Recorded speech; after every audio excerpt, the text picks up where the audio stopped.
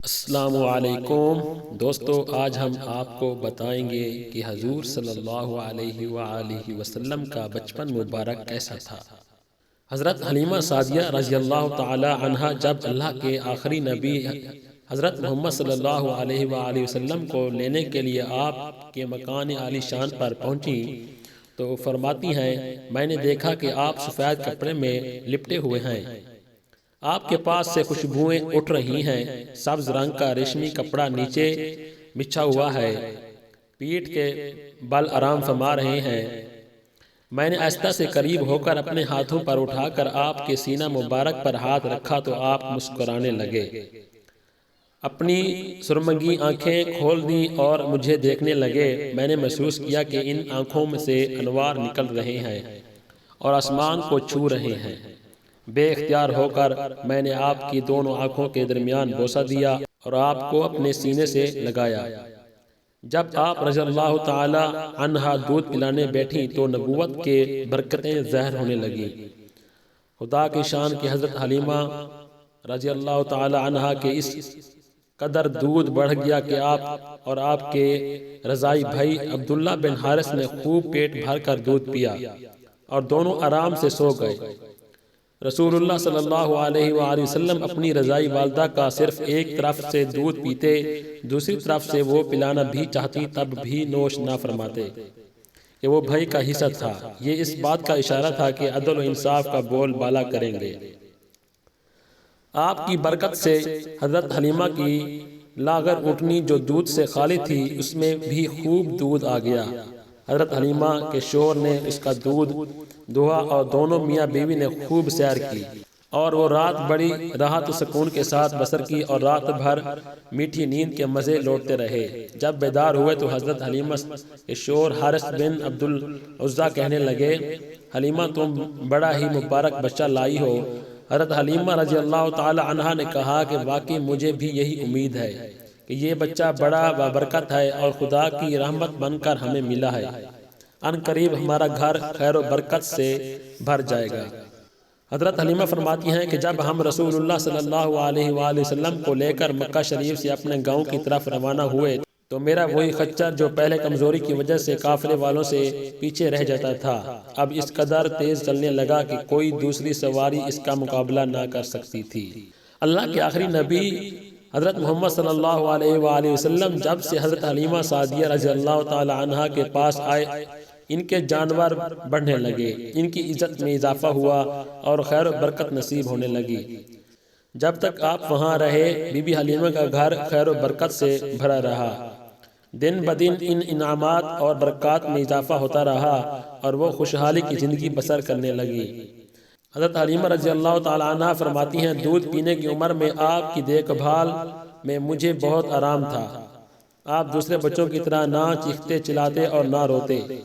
2 ماہ کی عمر میں آپ کو گھٹنوں کے بال چلنے لگے، 3 ماہ کی عمر میں اٹھ کر کھڑے ہونے لگے، 4 ماہ کی عمر میں دیواروں کے ساتھ ہاتھ رکھ کر ہر طرف چلا کرتے، 5 ماہ کی عمر میں چلنے پھرنے کی پوری قوت حاصل کر چکے تھے، 8 ماہ کی عمر میں یوں کلام فرماتے کہ بات اچھی طرح سمجھ میں آ جاتی، 9 ماہ کی عمر میں فصیح باتیں کرنا شروع فرما دی۔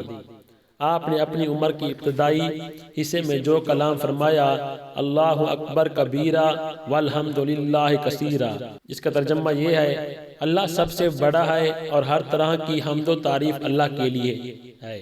جھولا جھولتے وقت آپ چاند سے باتیں کرتے اور اپنی انگلی سے جس طرف اشارہ فرماتے چاند اسی طرف جھک جاتا۔ بی بی حلیمہ رضی اللہ تعالی عنہ آپ کی برکتوں کو یوں بیان فرماتی ہیں، میرا قبیلہ بنی سعد قحط میں مبتلا تھا، جب میں آپ کو لے کر اپنے قبیلے میں پہنچی تو قحط دور ہو گیا، زمین سرسبز، درخت پھلدار اور جانور موٹے تازے ہو گئے۔ ایک دن میری پڑوسن مجھ سے بولی، اے حلیمہ تیرا گھر ساری رات روشن رہتا ہے، اس کی کیا وجہ ہے؟ میں نے کہا، یہ روشنی کسی چراغ کی وجہ سے نہیں بلکہ حضرت محمد صلی اللہ علیہ وآلہ وسلم کے نورانی چہرے کی وجہ سے ہے۔ میرے پاس 7 بکریاں تھیں، میں نے آپ کا مبارک ہاتھ ان بکریوں پر پھیرا تو اس کی برکت سے بکریاں اتنا دودھ دینے لگیں کہ ایک دن کا دودھ 40 دن کے لیے کافی ہو جاتا تھا۔ اتنا ہی نہیں، میری بکریوں میں بھی اتنی برکت ہوئی 7 سے 700 ہو گئیں۔ قبیلے والے ایک دن مجھ سے بولے، ان کی برکتوں سے ہمیں بھی حصہ دو۔ چنانچہ میں نے ایک تالاب میں آپ کے مبارک پاؤں ڈالے اور قبیلے کی بکریوں کو اس تالاب کا پانی پلایا، تو ان کی بکریوں نے بچے پیدا کیے اور قوم ان کے دودھ سے خوشحال و مالدار ہو گئی۔ آپ کو لڑکے کھیلنے کے لیے بلاتے تو ارشاد فرماتے، مجھے کھیلنے کے لیے پیدا نہیں کیا گیا۔ آپ میرے بچوں کے ساتھ جنگل جاتے اور بکریاں چرایا کرتے تھے۔ ایک دن میرا بیٹا مجھ سے بولا، امی جان، حضرت محمد صلی اللہ علیہ وآلہ وسلم بڑی شان والے ہیں، جس جنگل میں جاتے ہیں ہرا بھرا ہو جاتا ہے، دھوپ میں ایک بادل ان پر سایہ کرتا ہے، ریت پر آپ کے قدم کا نشان نہیں پڑتا، پتھر ان کے پاؤں تلے خمیر کی طرح نرم ہو جاتا اور اس پر قدم کا نشان بن جاتا ہے، جنگل کے جانور آپ کے قدم چومتے ہیں۔ حضرت حلیمہ رضی اللہ تعالی عنہ اور ان کا خاندان قدم قدم پر اللہ کے آخری نبی حضرت محمد صلی اللہ علیہ وآلہ وسلم کی برکتوں کو دیکھتا رہا، ان سے خوب فیض پاتا رہا اور اپنا مقدر سنوارتا رہا۔ دیکھتے ہی دیکھتے 2 سال مکمل ہو گئے۔ حضرت حلیمہ نے آپ کا دودھ چھڑا دیا اور معاہدے کے مطابق آپ کو آپ کی والدہ حضرت آمنہ رضی اللہ تعالی عنہا کے پاس لے گئیں۔ انہوں نے حسب توفیق حضرت حلیمہ کو انعام و کرام سے نوازا۔ آپ کی برکتیں دیکھ کر حضرت حلیمہ کا دل مچلتا کہ آپ مزید ان کے پاس ان کے قبیلے میں رہیں۔ عجیب اتفاق کہ انہی ایام میں مکہ شریف میں ایک وبائی مرض پھیلا ہوا تھا۔ حضرت حلیمہ نے وبائی بیماری سے بچانے کے لیے حضرت آمنہ کو اس بات پر راضی کر لیا کہ وہ حضور کو مزید کچھ مدت کے لیے ان کے قبیلے بھیج دیں۔ یوں حضرت حلیمہ کی دلی مراد پوری ہوئی اور ایک بار پھر بی بی آمنہ کے چاند سے ان کا آنگن روشن ہو گیا اور اللہ کے آخری نبی صلی اللہ علیہ وسلم کے برکات والے وجود کی بدولت ان کا مکان دوبارہ سے رحمتوں اور برکتوں کی کان بن گیا۔ آپ تقریباً 4 سال تک قبیلہ بنو سعد میں برکتیں لٹاتے رہے۔